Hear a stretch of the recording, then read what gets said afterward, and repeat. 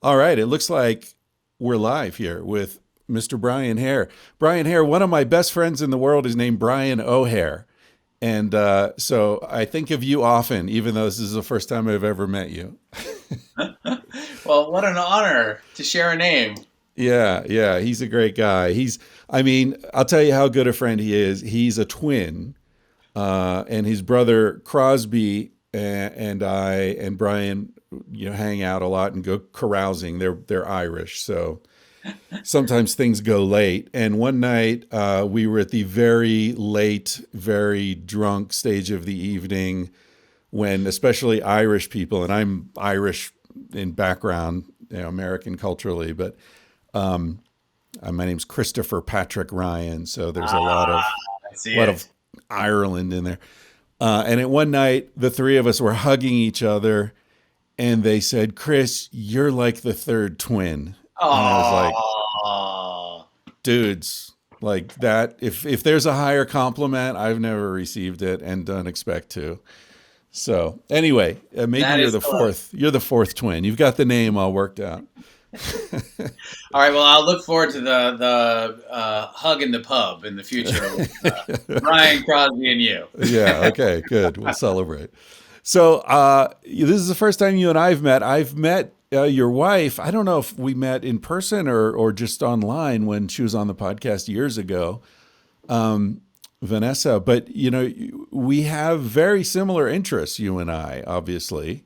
What is your official? Are you an evolutionary biologist or anthropologist or what? What is your actual title?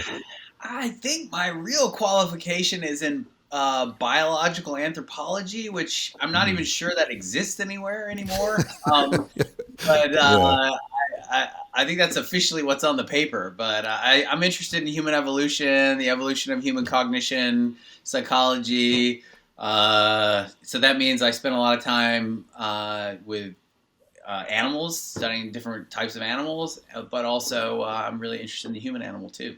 Yeah, yeah, I appreciate you referring to the human animal because it sort of annoys me how people distinguish humans from animals, and that's always a mistake. It's a widespread mistaken premise that only leads to mistaken conclusions. So it's good we start with the notion that humans are animals. We're interesting and unique in some ways, but your last book is about dogs, the Genius of Dogs. Now, you and Vanessa co-authored that. Did you come to dogs by way of human cognition? Was it all about like why do we have this?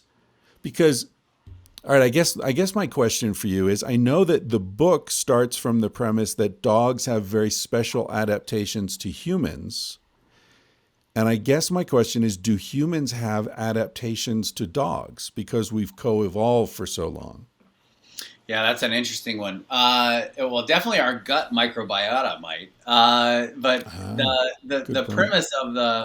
premise of the book is the genius of dogs is that I'm working with a developmental psychologist, Mike Tomasello, as a 19-year-old, and he's explaining to me how our failure to find chimpanzees understanding something really simple, which is gestural communication. So when you gesture to someone, they understand you're trying to help them and reorient you in space, that there's something over there that's interesting or something you want to know about.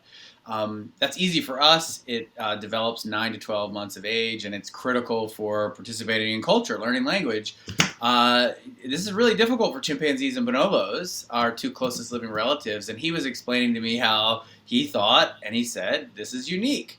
And so I'd been raised by a Labrador Retriever, and just like anybody who's had a dog growing up, I play fetch, and the dog would lose the ball, and I would gesture to where it had gone, and he would kind of run off in that direction. So I think my dog does that, and so that's how it all started. And was him saying, "What?" And being surprised, and then being a great scientist and getting excited about the fact he might be wrong and learn something new. And the whole thing took off because it ends up dogs do have abilities that are very human-like that great apes don't seem to have, and then it kind of got a life of its own. A lot of people got excited about dogs where historically, dogs were thought of as sort of like a boring big rat. And why would you pay all the money to study dogs in a laboratory if you could have rats or go work with primates? But then all of a sudden, when they have a human-like ability, people started paying attention.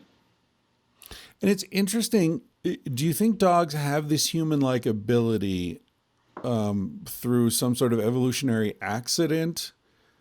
In other words, in the raw state, which I suppose is a wolf, right? Is a wolf is to dogs as chimps are to humans? Or chimps and bonobos? Is that Yeah, It's always go ahead.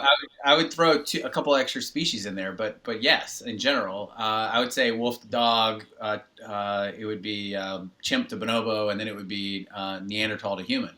But uh, the in terms of where does the ability come from? I mean, we spent 20 years wondering that question. And first of all, we had to describe it. Is it really human-like, or are we just seeing something that's it kind of on the surface looks human-like, but it isn't? And in tests we run with 9 to 12-month-old kids, dogs look really human-like on many of the same games that lead developmentalists to attribute understanding of communicative intention. And what I mean by communicative intention is an individual really attributing goal states or beliefs, not beliefs, but goal states and intentions to you, and that your intention is to help.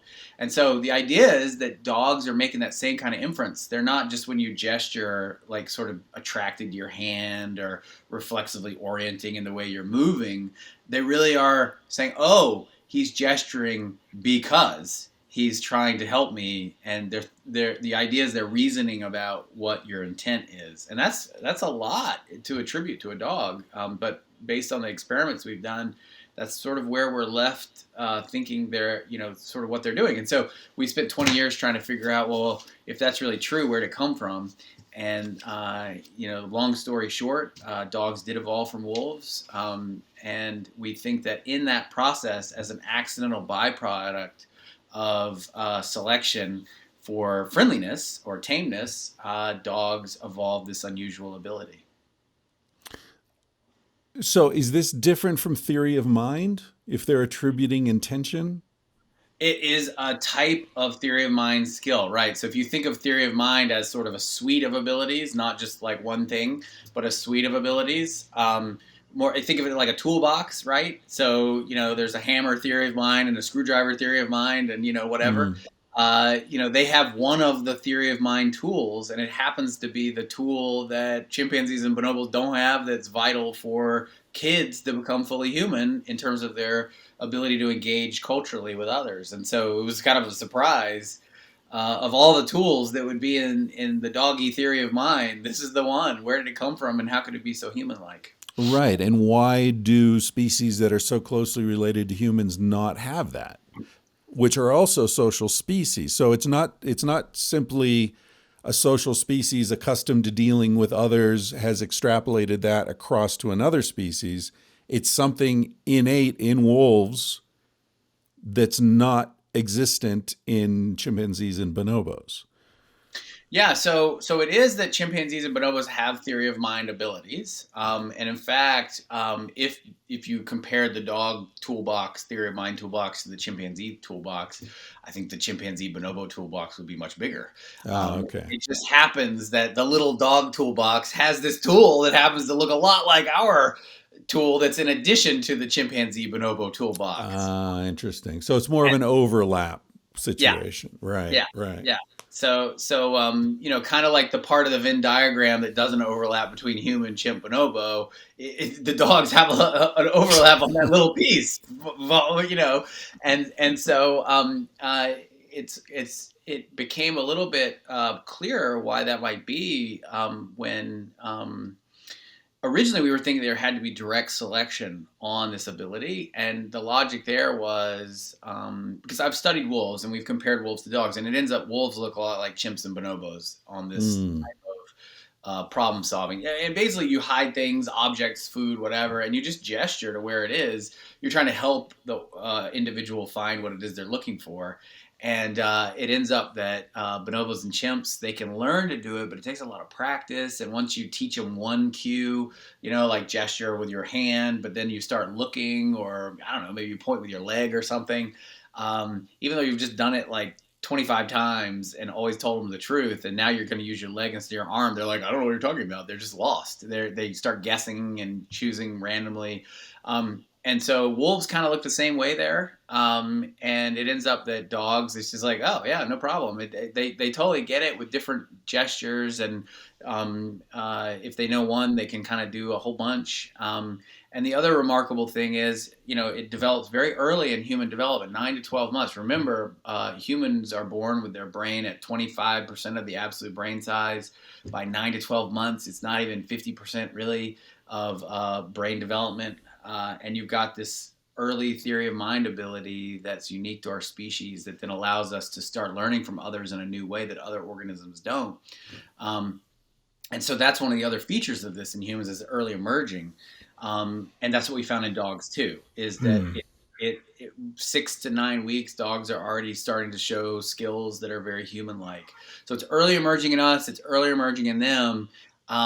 It starts to get kind of weird how similar it is. And so what helped in explaining all this is I went to Siberia, and to cut a long story short, there was a population of foxes that were experimentally domesticated, and they have the same ability. Even though it was not selected for it, and when the experiment on the foxes began, I mean, I wasn't even born. And so they weren't thinking about this when they were doing the selection. But as an accident of their selection experiment, they have a population of foxes that look very dog-like on this ability compared to a population they didn't select. And they were selecting for friendliness and lack of fear of humans, right? That's exactly right. Yeah. Right. And so, go ahead. Sorry.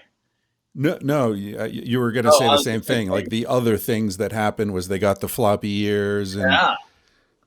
Yeah, so they selected for friendliness, and they kept a control line that they selected randomly for response to humans. And in that population they selected for friendliness, you see a higher level of not only friendly behavior towards humans, they're now attracted and they love to be held by people and want to be pet, and they get excited when they see people instead of running around and running away or biting if you try to touch them. But they also have a higher frequency of floppy ears and curly tails, and their piebald coats. They have a shorter muzzle in general. They have smaller teeth. None of these things were selected for. They have, much higher levels of serotonin, which is related to, social interaction, aggression towards others. And their adrenal cortex, which is part of your HPA axis, has reduced reactivity. So they're basically less fearful of novelty. Again, not all they were selecting on is at 7 months, they walked up to each fox in this program and they just did it come forward and want to be near a human. And then if it did, they tried to touch it. And if it had a positive response, they would find another fox that was of another gender, a sex, and they would breed those guys together. And they did that over generations, and they ended up with all these changes happening as a byproduct or an accident of that selection. And it ended up, one of those things was also reading human gestures. So I'm sure you understand genetics better than I do, but is the presumption then that the genes that are encoding for that serotonin production or whatever sort of mechanisms underlie lack of fear of unusual stimulus, that those genes that I don't even know if this is how evolution works on a genetic level, if it's a single gene or if it's a packet of genes, but they seem to have a suite of effects on the genome, right? That include the friendliness, and lack of anxiety or fear, but also the floppy ears and the curly tail and all the rest of it. So that's the underlying theory here, right? That there's a commonality. Yeah, and so you can have, as we've learned more about genetics, I think most of us learned about Mendelian genetics, where there's sort of a gene for this trait, and you can either have kind of two versions of it, and maybe it affects the trait you're interested in. If you've got one version of the gene, you may have the trait. If you don't, you don't, or whatever. But it ends up, as we've learned more, it's more fun than that. It's more complicated. It ends up that there's kind of different characters in your genome. They're kind of genes that are kind of your everyday gene that kind of do like what we learned before. But then there are librarian genes. And they kind of are like a librarian where they kind of decide which genes are going to get read. If each gene is like a book with kind of information in it, the librarians can point you to different books and say, oh, you should really read this book. And so what it means is certain genes have more influence on the body behavior than other genes. And so if selection targets one of those librarian genes instead of sort of your everyday average gene that just sort of has a book worth of information in it, you're going to have a bigger effect on the genome. And then the other thing is if you think about development. And so the thinking about how we can explain that you're selecting on behavior to be friendly in approach, what does that have to do with ears? Right. What does that have to do with a tail? And the idea is that if you're going to change behavior, you're going to have to do something to the genes that shape behavior really early in fetal development. And so the genes that are going to change behavior and be altered early in fetal development are busy genes, and they're doing a lot as the organism develops. They're responsible for a lot of different things, not just behavior or the neuroendocrine pathways that are going to lead to behavior. They're also in charge of how the body develops, or they're involved or implicated. And so if you have a sort of a set of librarian genes or a set of early developmental genes that are impacted to change behavior, as it develops, well, then you can have this cascade of effect. And so that's where people are sort of looking is early in development, the selection must be impacting a pathway that maybe is controlled by one of these librarian genes. There's a specific hypothesis I could tell you about that seems to currently be the leading hypothesis on how this might play out in the genome. And I think what's less important maybe of the specifics of that is just it seems like magic, but it's testable, and there are leads on how to potentially falsify this idea of what the specific genetics of this might be. Yeah. That's always interested me. I mean, I'm admitting to my ignorance here that I have a very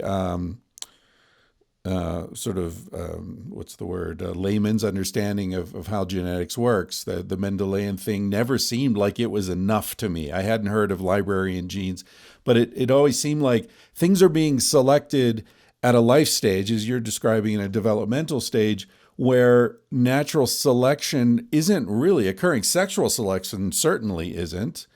Like the timing all seems weird, and I'm sure you're familiar with the concept of spandrels. Sure. Gold and Leviton, or however you pronounce his name. Yeah, Golden Such Livingston, a beautiful essay. It's one of my favorite scientific essays. sure. The Spandrels of San Marco, for anyone who Mm-hmm. wants to look it up. It's available online, which is about how characteristics that we attribute to evolution occur accidentally or as byproducts of something else. And I guess the floppy ears could in fact be considered a spandrel, no? In the sense that there's no advantage evolutionarily to the floppy ears. No doubt. My guess, I never met him, but my guess from repute would be that Stephen Jay Gould would happily include this as a spandrel in his characterization. And the idea is that this one to one, there's a gene for this one thing, and each gene does one thing. If anything, that's probably pretty rare. Most genes have information that's going to be relevant to multiple traits. And then most traits are going to have many genes, if not hundreds, possibly even thousands in the case of behavior, implicated. involved in whatever trait that is. And then, there's going to be for any, there are also, genes that are going to have a big effect throughout development. So, kind of think about these library genes, and a library gene that's involved in development is like the superpower gene. Right. And so, and then if you add on top of that your question about natural selection, most mortality in most organisms is early in development, which means that's when selection is at its strongest.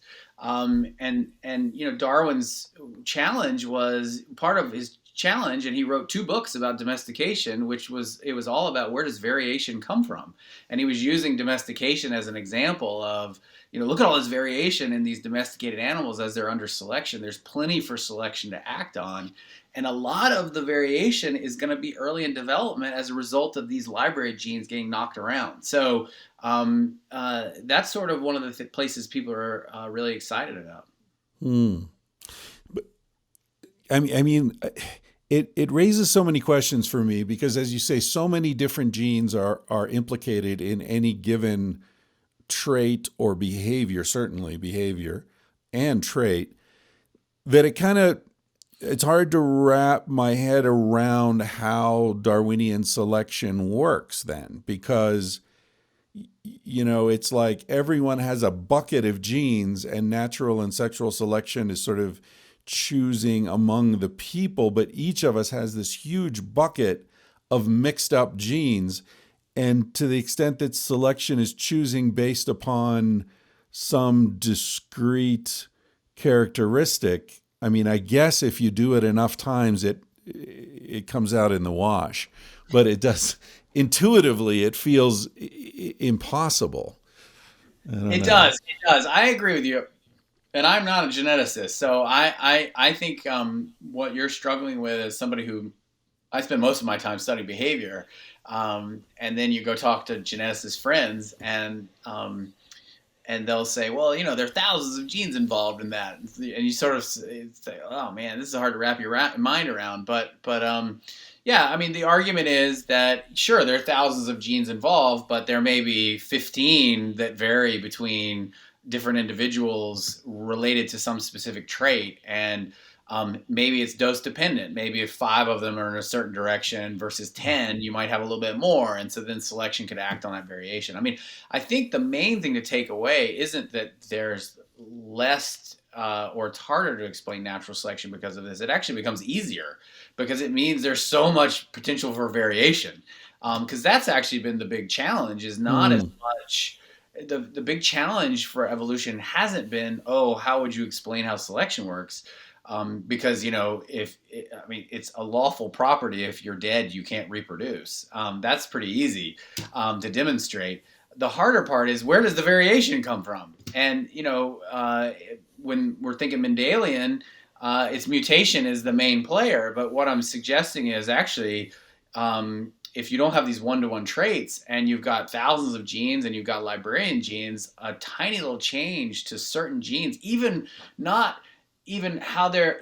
when they're expressed in development, can have a massive effect. And so you can have big changes in terms of what the body looks like or the behavior on a small change of when a gene is expressed early in development. You can get tremendous variation. And so it actually helps explain how evolution works. And since we're going down this path, which I wasn't expecting to go down very far, but since we're mentioning Mendel, we might as well mention that Lamarck is also seeing resurgence in importance, right? Where Lamarck, who was dismissed for decades, arguing that behavior could affect the expression of genes and not just vice versa. There does seem to be some data pointing to the idea that cultural forces and also behavioral forces can affect which genes are activated. So there's the genes we have in the bucket, and then there are genes we pull out of the bucket in our behavior, and then they can be favored based upon cultural conditions or environmental conditions. Yeah, there's famous work. I mean, my colleagues in my department, Jenny Tong and Susan Alberts, they look at DNA methylization, and that's where genes sort of get marked by stress and in early life experiences of an infant, say baboon, where a gene gets marked this way, it may be expressed less, and then that environmental perturbation gets passed on to their offspring through this chemical marker, and it may be a couple of generations before that gets kind of reset. And so that's, I think, the main mechanism people have been interested in, sort of, and taking them back to this idea of, Lamarckian mechanisms. That's interesting. You said until it gets reset. So are you saying that there is sort of a template that we can vary from because of this methylization, but then we return to the template? And this is a bit of a trick question, because where I want to go next is, why are bonobos so different from chimps? Okay. I have not read a satisfying explanation for that yet. I've read, was it Richard Lee, or I forget who it was, who argues that bonobos are more pro-social and highly sexual and friendly because they're on the other side of the Congo, I guess the southern side of the Congo, and chimps have to compete with gorillas for some food sources. Is that the standing explanation for that? Yeah, more or less. I mean, just quickly back to the methylation. I think the idea is that if you can have a gene marked, you might pass that on to a next generation, and maybe the next generation pass. But if you're then in a rich environment, that mechanism kind of weakens. And so I don't think you go back. I'm not sure how to think about it, whether it's a default or not. But the point is, there's plasticity there, where maybe for a couple of generations, on certain genes, and of course this isn't across the entire genome, there's certain genes that seem to be, I think, more or less vulnerable to this, but it can change how much those genes are expressed. You can pass that on to your offspring, and then depending on what their experience is, it might weaken that mechanism, and then maybe by grandchild, maybe they're raised in abundance and it doesn't happen, and so then that interaction doesn't occur anymore. So it's just another example where there's plasticity in the system that people didn't know. And then in terms of bonobos and where their origin. So what I can tell you, where there isn't any disagreement, is that chimpanzees, bonobos share a common ancestor somewhere between 1 to 2 million years. They definitely evolved in Central Africa from that common ancestor. We know that today bonobos only live south of the Congo River, and that in human history we have no evidence of gorillas living south of the Congo River where bonobos live. Chimpanzees, bonobos are separated physically, so they don't ever interact by the Congo River because neither species can swim. And we know that this part of the world, the forest, increases and decreases with climate change.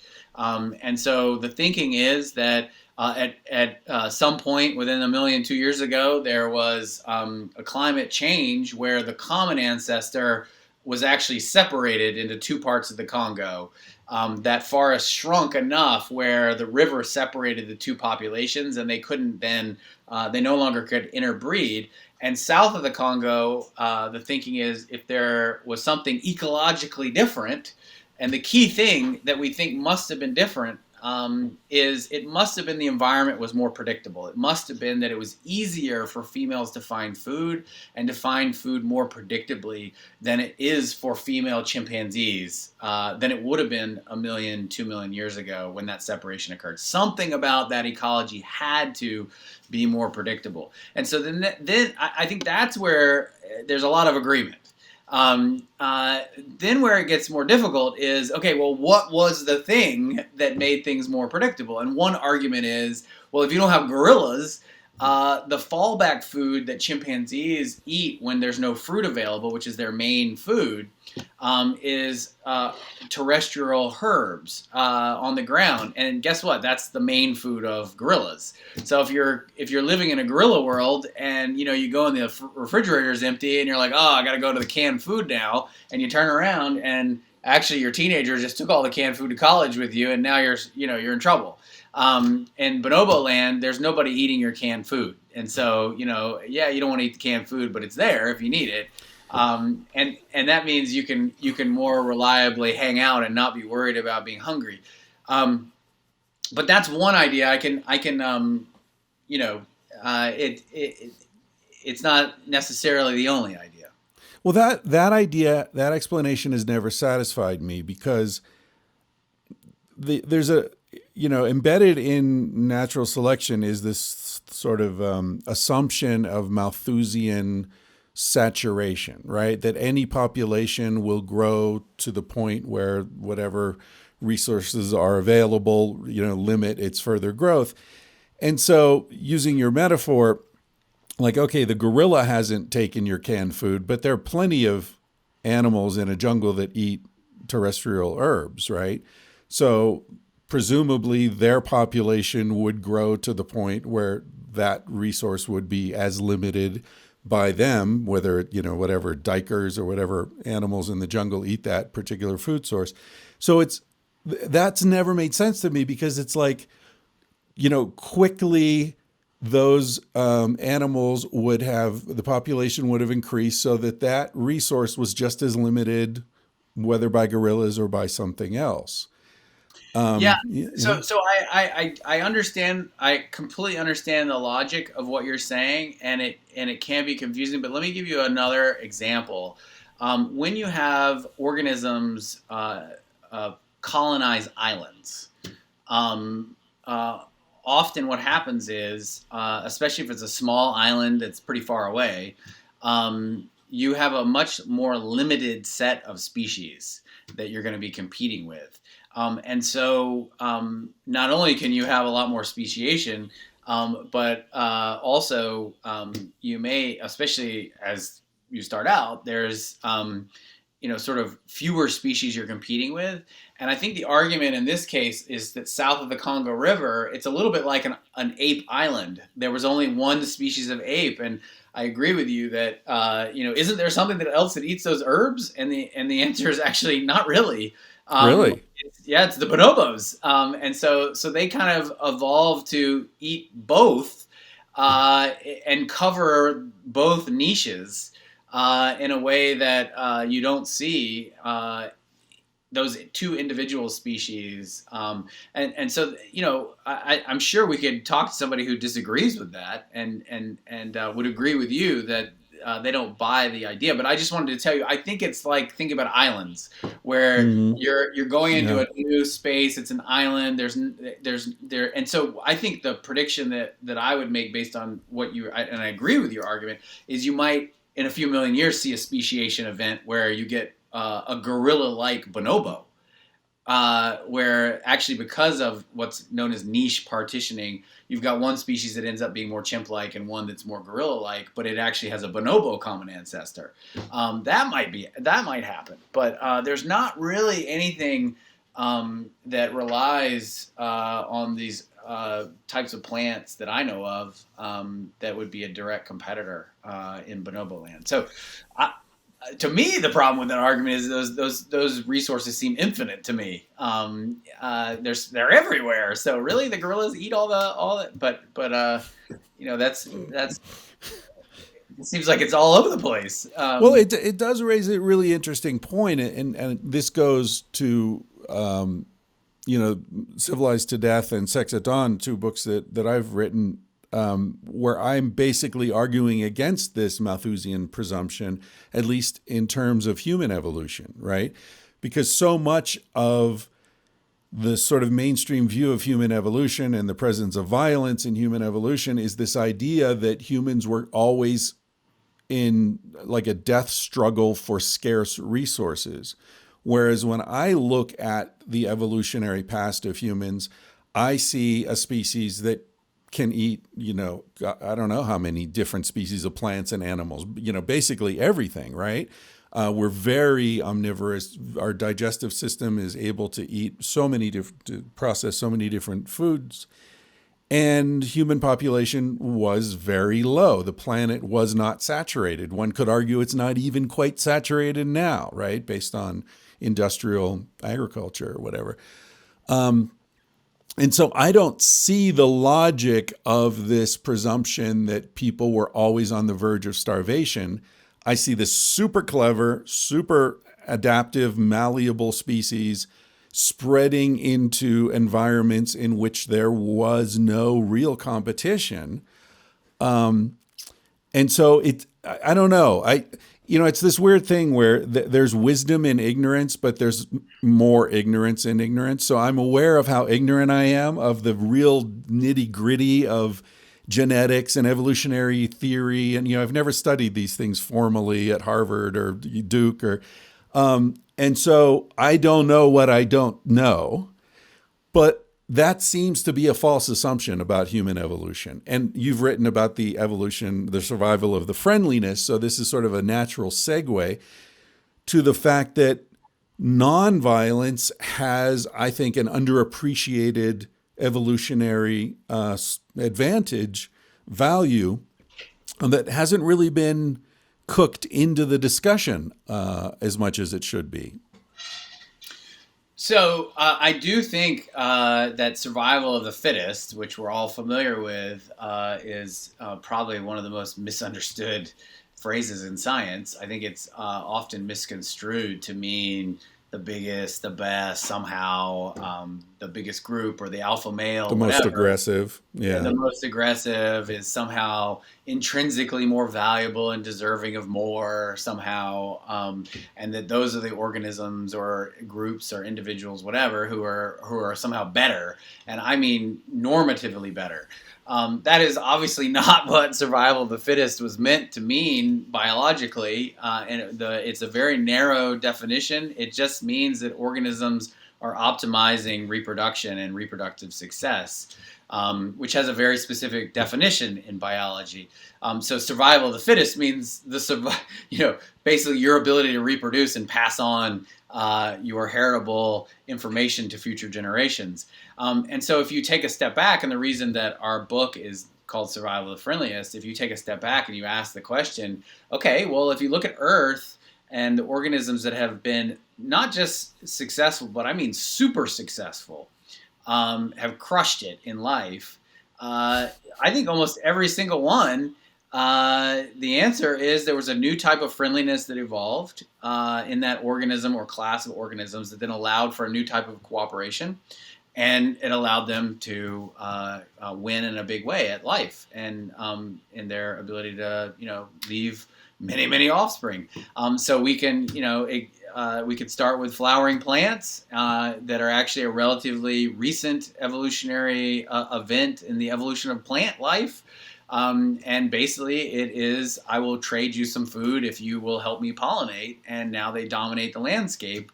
Everywhere you have a plant, you're going to have flowering plants that if you travel back tens of millions of years, that's just not the case. And so super, super successful strategy of cooperating with animals in a new friendly way. Another example would be penguins. There's only one terrestrial vertebrate that can live year-round on Antarctica other than ourselves. Of course, we're very much helped by fossil fuels, so minus fossil fuels, and it's penguins.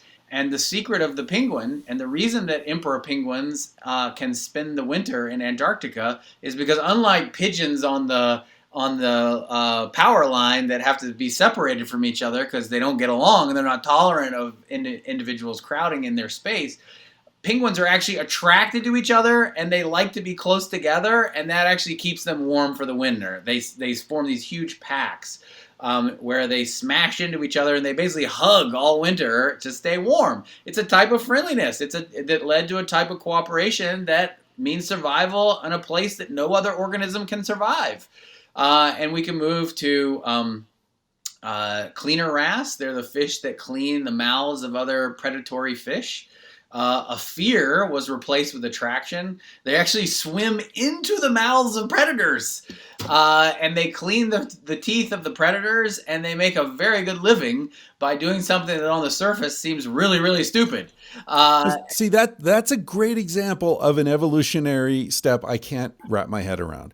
How did the predatory fish that did not eat that? So you're a predatory fish, you've got your mouth open. This other fish comes into your mouth, cleans out your whatever meat is stuck in between your teeth, and you allow it to do that. You don't just close your mouth and eat that fish, which is an evolutionary cost. You're letting that easy meal go. Yeah. And down the road, you've got what, less tooth decay or something, which allows you to spawn more.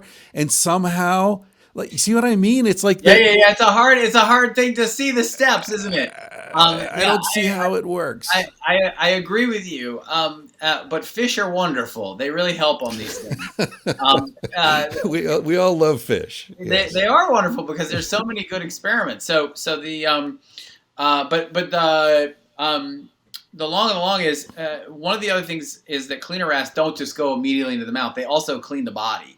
And so probably what happens is first we're cleaning the body. And one of the things that happens, just like in mammals, primates, is as you're grooming and there's physical touch, there's the equivalent of oxytocin in fish, and so they kind of relax. They kind of, oh, this is kind of nice. I'm getting kind of a massage. And so, eventually, yes, there's individual variation. Some fish really relax, and some fish are like, oh, I don't really know. Oh, you're in my mouth. So there'll be a give and take there. But the individuals who are able to relax and don't eat the cleaner, yes, actually, it ends up there's tremendous mortality from parasitism in fish mouths. And if you let these things fester, I mean, there's that parasite that actually replaces the tongue of the fish. Have you seen that thing? Oh, yeah. Yeah. That's amazing. I mean, you don't want that. You do not want that. That does not lead to more babies when your tongue is replaced by this worm thing. It makes kissing really interesting. Oh, right. And so yeah, cleaner wrasse all of a sudden sound like there's a need for those guys. So yeah, I think there's a tremendous mortality that is prevented by relaxing and letting this thing climb around your body and eventually into your face. And it ends up that attraction alters the cleaner wrasse in ways that are kind of equivalent to wolf to dog. A lot of the changes we talked about when we were describing the foxes, you can recognize in those cleaner wrasse when you look at their close relatives that are not cleaners in the same way. But another example, though, where friendliness is really a majorly successful strategy, and then we can go to dogs. Hundreds of millions of dogs all over the planet, everywhere you find humans. Sadly, wolves are endangered everywhere they remain. They are almost genetically indistinguishable. The main thing that has been altered is dogs are attracted and friendly towards people, attracted to and friendly towards people. It's a new type of friendliness, leads to this new relationship. And the argument we make in the book, Survival of the Friendliest, is that that's what leads to our species of human outcompeting other species of human. Because when you were telling the Malthusian story, I think the sort of detail I would add to your, head-scratching, paradox there is that we were not alone, and that's sort of one of the new big discoveries. I know in the last 10, 15 years, people have become more, there's more and more evidence that we weren't alone till probably at least 50, maybe even 25,000 years ago. There were other human species. So as you're saying, we're populating and going into these, open, empty areas. Well, Eurasia wasn't empty. There were actually other humans our species of human would have encountered, and all these other species had big brains. They left behind cultural evidence. I would argue that they almost certainly would have linguistic capabilities that we would recognize. Those are typically the things we think of when we say that's what makes us different from animals. And there were 4 to 5 species of humans at least that had all of those traits, and they're all extinct. And what I would submit is that if those traits lead to extinction, 4 out of 5 times, I'm not sure that's the secret to our success. I think the secret to our success has to be something else, and I think it was a new type of friendliness that combined with big brains and cultural abilities and linguistic skills allowed us to survive and be successful. So I do think it is a new type of friendliness that was the secret to our success. The Robert Sapolsky story about the baboons who come and eat the tainted meat at the dump near the hotel, and all the alpha males took all the meat for themselves, so they all died, and then that troop sort of shifted its behavior, right? So a lot of that aggression that those alpha male coalitions were imposing on the group disappeared. It's been years since I've spoken to him, but last time I spoke to him, I asked him about that, and he said that troop, that sort of elevated friendliness in that troop had persisted. So that young males who come into the troop each year, as is the baboon sort of custom, expecting to rape and pillage, come in and find all these like chilled out hippies, and that rather than it being the sort of violent intruder scenario, these guys learn to chill out and go with the flow, which leads to a really interesting idea that there is this, like, the power of peace is palpable. Not to alliterate too much. Yeah, and I would say one of the other things we try to confront in our new book, Survival of the Friendliest, is this idea that being dominant, aggressive is always somehow beneficial. Nothing could be further from the truth. There's decades of work showing that being alpha, being dominant, it is a type of strategy, and it can be successful, but it comes with cost. It's actually incredibly costly to be dominant. We know that going back to work with baboons like Sapolsky and Jenny Tung and Susan Alberts have documented all of them, that being alpha is incredibly stressful, that life is short, and that those individuals don't stay on top for very long. There's another strategy that can evolve, because what happens is when the cost of being alpha no longer is the benefit of being alpha is no longer greater than that cost, it's no longer favored anymore. Selection is not going to favor that, and so back to the bonobos, the argument is that that's exactly what happened in bonobos.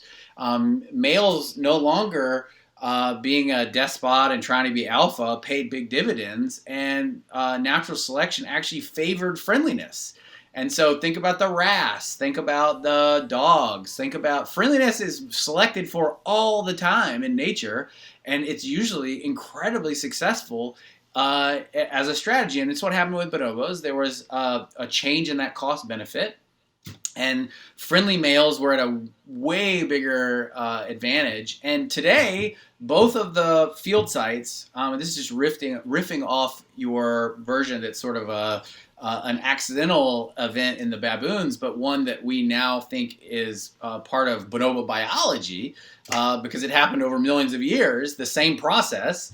The most successful male bonobos in both long-term field sites that have been studied for decades now, where we have paternity data, the most successful bonobo males have more offspring than the most successful chimpanzee despots that have ever been measured. So what I'm trying to tell you is the friendly bonobo males that don't have infanticide, they don't have intergroup warfare, females are kind of able to dominate any one male.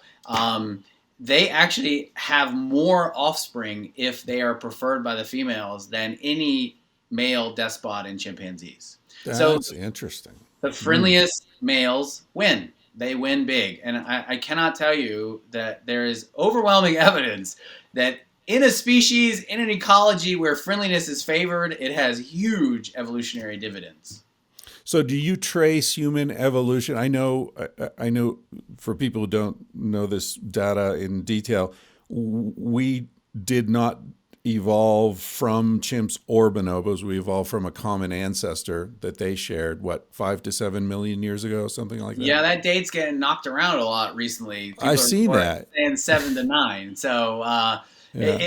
it's science, and as the ancient DNA technology has gotten better, as more fossils have been discovered, that date's shifting around. But I think I would go with 7 again if we were going to force me to say something. But Right. they're error So, bars, and they yeah. get smaller. I mean, does it frustrate you as much as it frustrates me when you read that chimps are humans' closest primate relative and that humans evolved from chimps? And because bonobos until very recently have been left out of the discussion, and their behavior and the reproductive influences on them are pressures on them are so different from chimps as you've just described. And I feel like there's a sort of mainstream bias toward man the hunter, man dominating woman. There's a misogynistic bias in a lot of mainstream scientific discussion until very recently. No, I agree with that, and I think it's frustrating, but it's also fascinating. As somebody who I'm actively work on the board of a nonprofit that promotes bonobo conservation, it can be really frustrating. But there's interesting historical, socio-political reasons why this may be. The first of which is bonobos are only from one country that happens to be a francophone country that was, not, Anglophone science that led a lot of the early primatology that became so famous in the United States. They didn't go to the Congo. And so we've known very little about bonobos for a long time, not to mention all the other historical issues in the Democratic Republic of Congo. So there's that. I do also think that there, as you say, there was sort of, especially in cultures where group hierarchies were sort of implicitly or explicitly resonated or even promoted. This idea that there's this, male patriarchy and, alpha despot and, I think that resonated with people. I think bonobos are super fun because they challenge a lot of that. And even within science, in the scientific community, there was a lot of skepticism about the science because even bonobo science then got sort of in response to that cultural political, then bonobos were sort of used in the reverse way. And so then people got mad that, they were being used in this other way or whatever, and is it accurate or mischaracterization, etc. But I can just tell you the facts, which is that bonobos are less aggressive than chimpanzees if defined by evidence of lethal aggression. It's still the case that no bonobo has ever been observed to kill another bonobo. No other great ape, including humans, we can say that about. There's never been an observed infanticide. Gorillas, orangutans, chimpanzees, humans all commit infanticide. Are bonobos female dominated? That's been a big debate. I wrote a paper recently with a student where we actually argued that bonobos are baby dominant because Ooh. I actually think that what really drove the evolution of their social system and their psychology was females protecting their infants from infanticide. And if you want to know, to me, what their social system is all about, it is the complete victory of the female bonobo over infanticide.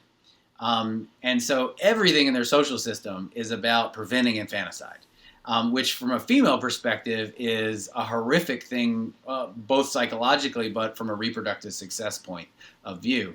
And so females work together, they prevent infanticide, and again, there's not a single case. And so I think bonobos are baby dominant because if you've been around them as much as me and interact with them, you start to realize, and I've spent a lot of time with chimpanzees too, in personal interactions with them, and you realize that's something that really is remarkably different. That if there's a baby bonobo that is in distress of any kind, everybody's coming to protect them, the whole group. And in chimpanzees, I mean, mom's coming, maybe a sibling, maybe. But the sibling could as much, swipe them while they're down. In bonobo land, if there's a baby in distress, you better get the heck out of there because everybody's coming. And so it's all about defending those babies, and I think that's the origin of all of the secret to their success. I would say also the other thing is, one fun anecdote, if I can tell a story on Anderson Cooper. I did a 60-minute piece with him in Kinshasa on the bonobos at Lola Ya Bonobo, which is the sanctuary we work at. And it was wonderful. He went, and we were going to, the bonobos, that was a beautiful piece, and they did such a nice job. But I remember talking to him, and he was really obviously interested, as all humans are. And he's a big guy, so I don't mind picking on him a little bit about this, because I think he represents all of us. We're all fascinated by this sexual behavior that, the joke is that bonobos are trisexual, whatever, they'll try anything sexual. And that's all true. They have this social sexual behavior that's quite remarkable, and differs from chimpanzees in interesting ways. But I kept trying to reorient him and recenter him, and trying to tell him when we were making this piece, I promise you, Anderson, that's not the interesting thing. I think that if bonobos knew that that's what we thought was fascinating, they would think we were pretty unimpressive, and maybe even immature, because they don't kill each other. I mean, that's amazing. Yeah. I think they would think we're pretty repressed, and that we recognize something in them that is a reflection of us that we're afraid to talk about, right? That's true. That's fair enough. Along with your point, the not killing each other. And I don't think those two things are unrelated, right? I mean, sexual frustration is, underlies most of the armies that have ever marched on this planet, There's a reason you can rape and pillage out there. It's because, you're not getting any at home. So the best way for you to impress women is to go kill people that we tell you to kill. I mean, there are so many mechanisms built into that. But speaking of like violence and sexuality, you listed no infanticide, no murder among bonobos. I have also read no rape. But then recently I read, I forget who it was, but it's a female primatologist who was working with bonobos, and she argued that rape actually occurs, but it's the females who rape the males, because when a male is distressed, he gets an erection. And so she witnesses this behavior where a female keeps harassing a male, trying to get him to copulate, and he's resistant, and finally she sort of dominates him, and he's screaming in a distress call. Do you know anything about this? Have you heard about this? Well, I mean, I've spent enough time with bonobos to see how somebody could observe something that would then lead them to that conclusion. Right. Rape is a very complicated word, talking about non-human animals, of course. Yeah, and when we communicate about science, we always have this editorial thing where we're trying to say complicated stuff quickly because we only have so much attention span. But definitely, and the other thing that gets sort of in the editorial process gets sort of muddled is, yes, bonobos have a lot of sociosexual behavior, which is a funny way to say they rub genitals all over everything all the time. But that's different than intercourse. Right. And so there's a lot of genital rubbing, frottage, or whatever you want to call it. But that's not intercourse. And so whatever that female was doing, I'm imagining it's more along the lines of genital rubbing, frottage. It doesn't necessarily, maybe there was intercourse involved, I don't know. But I think that's some of the concern when people have said, because one of the concerns people say is, the bonobo sexual behavior is overblown. Well, if you're talking about intercourse, okay, fine. Yeah, I mean, probably it is. But if you're talking about genital rubbing, I don't know if it's that overblown when it comes to tensions in the group. If there are really extreme tensions in the group, like feeding or any kind of fight or conflict like this, I mean, I've just seen so many times where, there's some kind of stress, whatever it is, and instead of fighting, there's sort of a release of that tension with genital rubbing. And then I've also seen what you're talking about, where there's some manipulation, where I've seen it both ways where, there's food that a male has that a female wants, and she'll use the opportunity for genital rubbing to kind of snatch and steal the food she wants. And then she's like, see ya, once she gets what she wants. And I've seen the other way where, maybe a male bonobo will stress out a female so that she'll, have a genital copulation with him. And I've also seen same sex, same thing. So, I mean, I wouldn't say it's specific to any dyad without having to, you'd have to really carefully measure. But certainly you can see females causing stress in males, and then they have sociosexual interactions for sure. Right, because this GG rubbing, this genital rubbing, is often a response to stress. Well, In yes, bonobos. I can, and the way that we can talk about that I think is, and one of the observations was helpful for me. It was kind of terrible to see, but is that in a non-social context where bonobos are, I play cognitive games and we separate them and they volunteer to play games with us, but they make a mistake.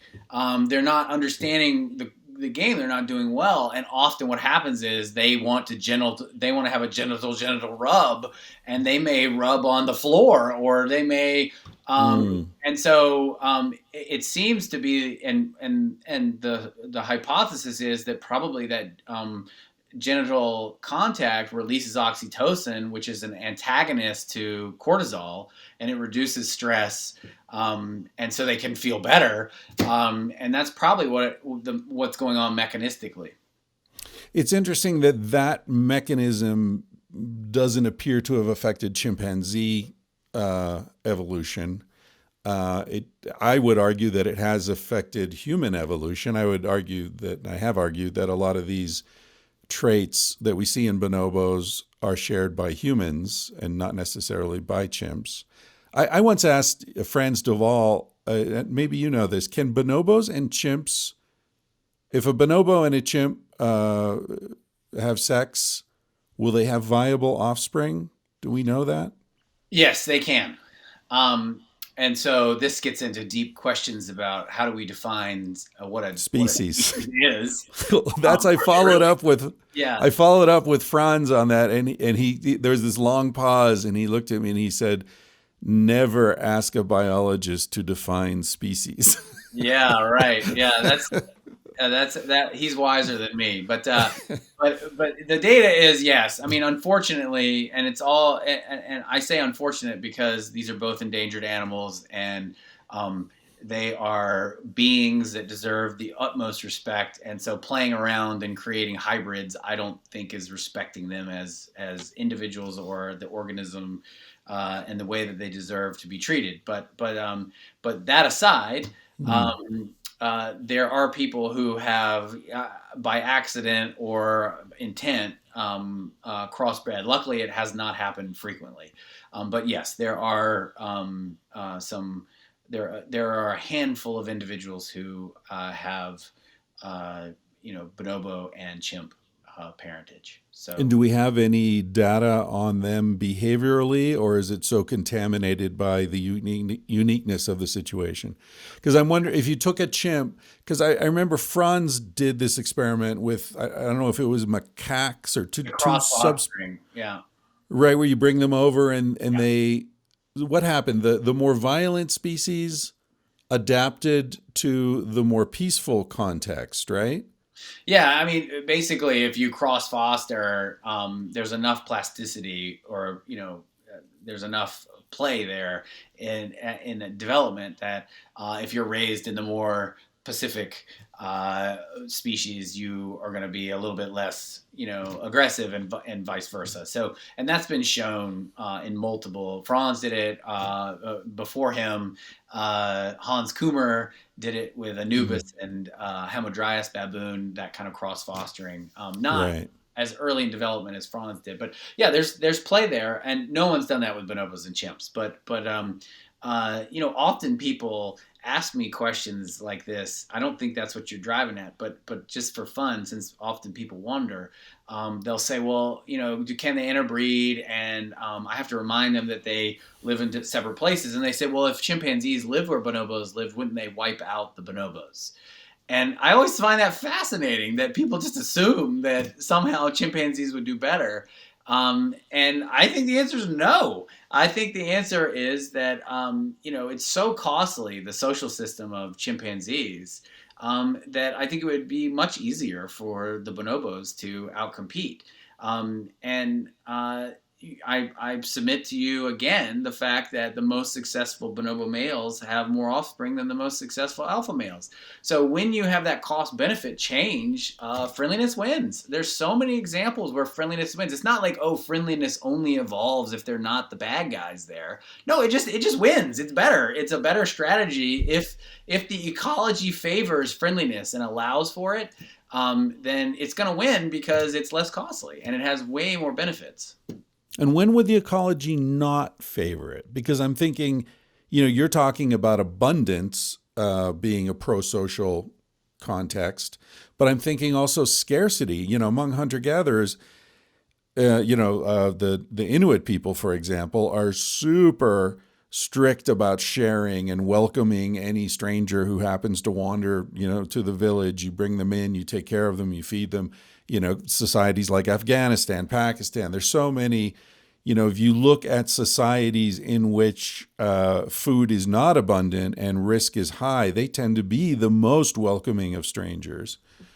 I'm having trouble imagining a sort of natural context in which friendliness is not the most adaptive behavior.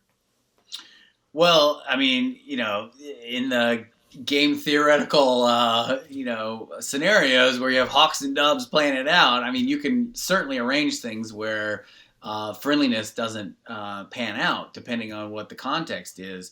But just to back up and say, the argument we make in the book is we sort of give examples of where friendliness wins, and we lay out what we think the ecological context may have been. But I would say a whole area of research would be, why does friendliness evolve? And what's the pattern that allows for it to evolve? And when is it that actually more aggression is favored? Because, of course, more aggression is also favored in certain contexts. And so you see in primates all sorts of variability in social systems where you have the Muraki of South America. They're very egalitarian. There's very little aggression, but their very close relative is the spider monkey, and they're more like chimpanzees, and they're more aggressive. You have colobus monkeys that live in Zanzibar that are more like bonobos, but their close relative, red colobus of the same species on the mainland, are much more aggressive. So it ends up that this is aggression and friendliness are sort of constantly being shifted around. And so it's a whole research program to understand why one wins out over the other and in which situation they're favored. I think in the case of humans, just to play on your hunter-gatherer example, the argument we make in the book is, yes, it is absolutely the case that that humans have a new form of friendliness. And that form of friendliness is kind of, to riff off what you were saying, an attraction to strangers that you recognize being of your same group. And as long as they share an identity with you somehow, that you recognize them instantly as potential friends. We both like science and care about human nature and, society, etc. We instantly recognize each other as, we never met each other, but we know we're going to get along and have a great time because we care about the same things. We have a shared identity. We can be friends immediately. That's the only species that's ever evolved that has the ability to recognize identity and immediately be xenophilic or attracted to strangers with that identity, that shared identity. And there's so much plasticity or flexibility in what that is. It's another part of the amazing, mental gymnastics possible there.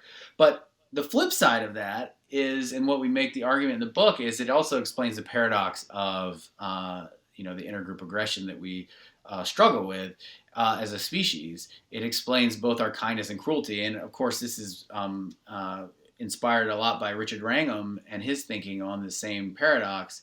But the thinking is that as we evolve an attraction to strangers who share our social identity, we start to view them as if they're kin, and we love them as if they're kin. And think of my favorite analogy is a polar bear, or metaphor. Polar bear mom, nothing more beautiful than her playing with her cubs, and they're so nurturing and loving. But when is the moment that is most dangerous to be near her? When she has cubs, because she loves them and she will do anything to protect them. And so the same thing happens with us, but with our social identities and the strangers that we see as like us, that we start to love as if they're kin or even our offspring. And when they're threatened, or our identity is threatened, then we become horrifically violent and the cruelest species potentially. So we sort of play out how, back to the original question about dogs and understanding communication and cooperative communication, how that ability likely evolved due to the selection for this type of friendliness, this special type of friendliness in our species, and how it had a huge advantage because as we were attracted to those who shared our identity, we could learn, collaborate, invent, and ratchet all sorts of cultural innovations together in a faster way. We outcompete all the other species through this new type of friendliness. Sure, they had technology, sure, they had culture, but we could totally, put that on turbo boost and outcompete them as a result. But the flip side of that is, because we care about those that share identity so much, that when those are threatened, when that identity is threatened, we have actually a mechanism to shut down that unique cooperative communication so that we morally exclude those that are threatening the individuals that share identity with us. And that moral exclusion leads to dehumanization. And that's where you have the worst of human nature showing itself. Yeah, fascinating. I mean, we could go down this line. I wonder if we're the only species that extends this sort of kin love to other species. I mean, I've seen, for example, mother dogs that allow kittens to suck at their teat, and there's cross-species maternal behavior, right? And you see species interacting in ways that seem to show that they're accepting this other animal as one of them somehow. So I guess it's not unique to humans and dogs. No, Go ahead. Yeah, there are examples where species do all sorts of mutually cooperative behaviors that are sort of surprising at first, but then you see that they both benefit. And then there are also just accidents where the maternal mechanism sort of, it looks beautiful and it's wonderful, but probably it's just a little misfire. Just confusion. Yeah, a little confusion, a little extra love there that may not necessarily make much sense evolutionarily. Yeah. And like a lot of the books that have people love these books with pictures and stories of animals, different species that become friends. When you actually study those books, it's almost 90% of those stories there's a dog involved. And one of the things that happens during dog evolution is that their early window of attachment kind of expands, not only in terms of temporally, but also in terms of what they're able to attach to. And so early in a dog's development, if they're exposed to some organism that's not actually their own species, they'll bond as if it's a conspecific, and you have our relationship with them. It just happens to be they normally do it with us, but they could do it with all sorts of other animals too. Right, right. That's interesting. I was telling a story last night about how we're talking about painful experiences we've had with animals, that had to die, a horse, my buddy had to shoot a horse, and that he loved. And I was telling the story about this cat I had that developed a problem that was, unfixable. And so I took her to the vet and this whole thing. And then later, I was heartbroken, but later I thought, like, man, these cats are killers. Cats don't have any compassion, right? Like, it's weird how it's such a one-way relationship. I think with dogs, it's more two-way.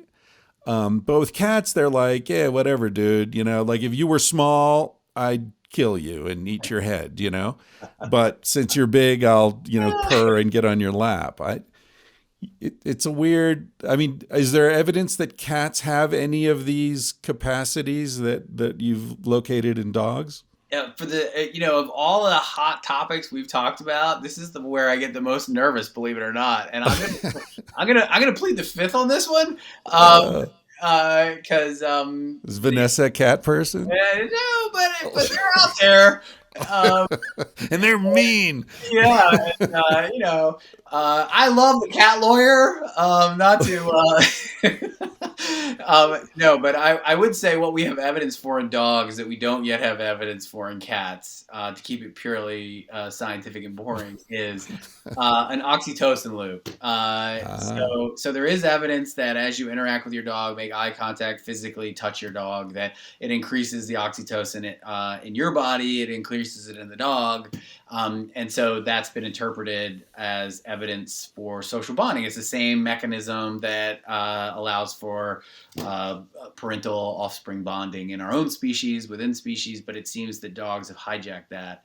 And in our interaction, when you're feeling love for your dog, it's because, there's actually a physiological response or evidence for one. And, one fun way to say it is they're hugging us with their eyes. They're not just trying to beg off your sandwich. And to be scientific about it, we don't have the test or the evidence for the same thing in cats. I'm sure someone will work on that. Very, very diplomatic. Okay, I don't want to take up your whole day here, but I did want to ask you, because my first awareness of you, I think, was in Vanessa Wood's book, Bonobo Handshake, which, shout out to that book. It's a fantastic read about the way you two met. It's interesting. It's a bonobo love story kind of. And I've co-authored a book with my wife, so there's another thing we have in common. Yes, I know. Yeah. We can talk about the challenges and joys of that off the air sometime. That's right. When me, you, Brian, and Cosby, we're all hugging. Yeah, we're all hugging, man. Talk about it. big group hug. A little penis fencing, maybe. That's right. But I did want to ask you what it was like to be a character in that book, because it was very intimate. I mean, some of the stories that she tells in that book, it's about your early relationship, and I don't remember the details, but I do remember at times like, wow, I wonder what kind of conversations they had about what gets included and what doesn't, I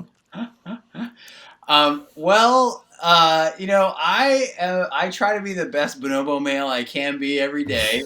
And as a result of that, it does mean that there's a lot of female choice. And I don't get a lot of veto rights on different things. And so, I was just there applauding and encouraging, and what went in there went in there.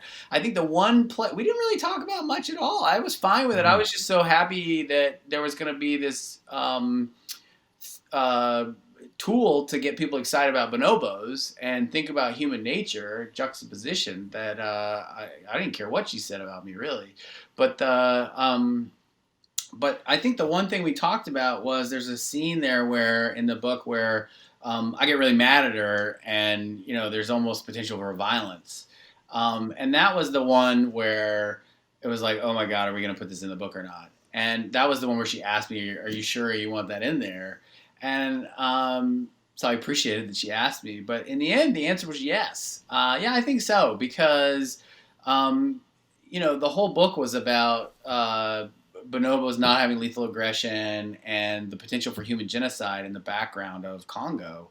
But the worry was that people would come away thinking, oh, only Congolese people can be that way. And so when the main protagonist, and it's a true story, I got really mad, and there was a moment where it could have been bad. I thought, hey, let's just do it because, I think people need to know that. We were trying to subtly make the point that it's not just one group of people. Anybody, all of us have Right. this struggle. So that was the one place we talked about. Yeah, that's probably the scene I was thinking of. Like I say, I read it when it came out, which was probably 10 years ago, roughly. But I do remember feeling like this is an interesting and courageous. It's not. It could very easily have been a just look how cool we are, look how great our lives are. We're in love, everything's wonderful, and to include some sort of real life challenges and details that other people would have filtered out, I thought was an admirable choice. So I applaud you for that. I appreciate it. I appreciate it. Yeah. Well, it was funny because I think very few noticed, at least that we ever heard about. Maybe people were too embarrassed to say anything to us, but only a few people have raised it. So I appreciate the question because it was, if you emotionally, it was one of the hardest parts, right? And I think that's why you're picking up on it. But it was one of the least discussed things. So it's fun to think about it with you. Yeah. Hey, listen, I'm going to let you go. I really appreciate this. I've been looking forward to talking with you and picking your brain for years, man. And I will certainly let you know next time I'm hanging out with Crosby and Brian, and we'll try to get you in the pub. All right. I love it. All right. All right. Thank you so much. It was such a pleasure.